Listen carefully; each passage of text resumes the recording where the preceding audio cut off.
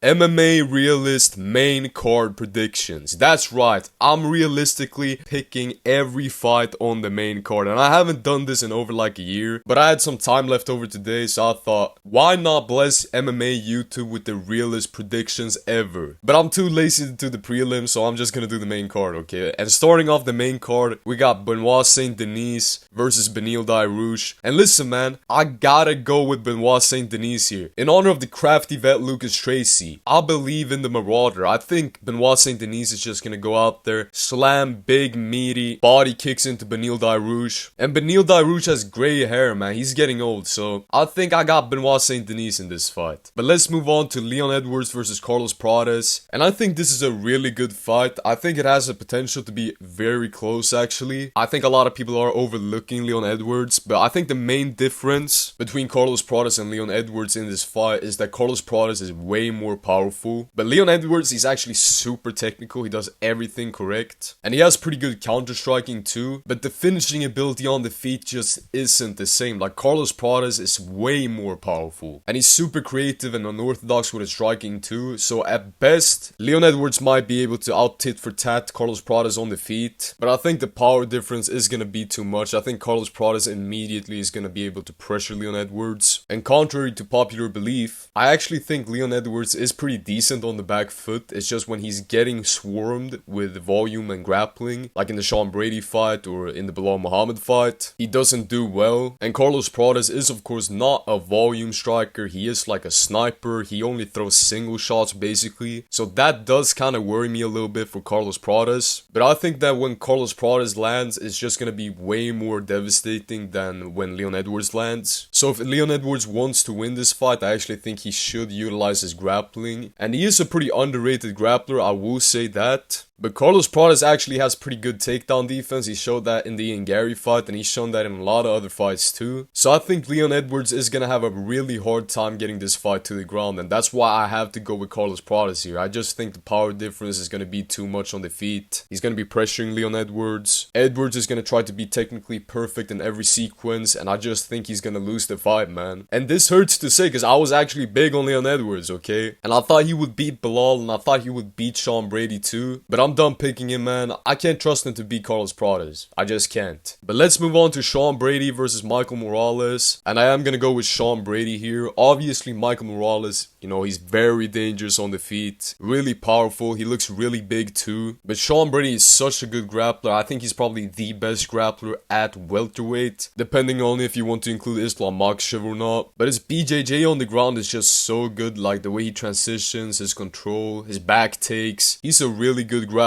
And I definitely think he will be able to take down Michael Morales to the ground. Like the guy got taken down by Adam Fugit, I think. And if you're getting taken down by that guy, you're getting taken down by Sean Brady too. Now, if he isn't able to take down Michael Morales, it's a whole different story, okay? Because on the feet, Michael Morales is obviously a way better striker. And he hits really hard too. But I just see Sean Brady taking him down in this fight multiple times, controlling him, maybe even getting a sub. It's very possible in my opinion. So I just have to go with Sean Brady here. But moving on, we got Valentina Shevchenko versus Zhang Weili, and I'm going with Zhang Weili. Now let's move on to the main event, Jack Della Maddalena versus Islam Makhachev. And I already made an in-depth breakdown on my channel. You should go check it out. But basically, I am going with JDM here. I think he's proven that he is an amazing defensive grappler. And I think in terms of striking, he's way better than Islam Makhachev, and he's better than Islam Makhachev's former opponents too. He's obviously not as fast as Volkanovski, but he definitely hits harder, and I think he's more technical too. And I also think he's just better than Dustin Poirier, straight up. Like if you look at Dustin Poirier, he's basically just a mid-range boxer, but JDM, you know, he boxes really well from any range. He can box from long range, short range, mid-range. And I just think he's more technical than Dustin Poirier too. He has better defense as well. And he's really scrappy too. And when you look at Islam Makhachev's fights, when he isn't consistently getting the takedowns, the fights usually turn out pretty scrappy on the feet, as will Volk and Dustin Poirier. And he does struggle when it turns into a scrap. And when you look back at the Dustin Poirier fight, Islam Makhachev was shooting some sloppy takedowns later in that fight. And that's not gonna slide against JDM. JDM is definitely stopping those takedowns. And when you look back at the JDM Bilal fight, whenever JDM was on the front foot, he was demolishing Bilal Muhammad. And Islam Makhachev is not a pressure fighter on the feet, which I think is going to give JDM an even bigger advantage in the striking. And when you look at Islam Makhachev, he does his best work up against the fence. So it's going to be really hard to get JDM to the fence if he's on the back foot constantly. Now, of course, there is the possibility that Islam Makhachev does get a sub early, but I think if this fight goes past the third round and then turns into a scrap like it did against Volk and Dustin, JDM is gonna win, and he might even put away Islam Makhachev on the feet. So I'm just gonna have to go with JDM in this one, although I do think it is a pretty close fight. But I think that's enough yap for today, guys. Check out my last video. It was an in-depth breakdown of JDM versus Islam Makhachev. But anyways, thanks for watching. Leave a like, subscribe for some of the best predictions on MMA YouTube. Am I just a JDM glazer? Let me know your thoughts in the comments, and also don't forget to share this to every JDM fan you know, and I'll see you all in the next one. Goodbye!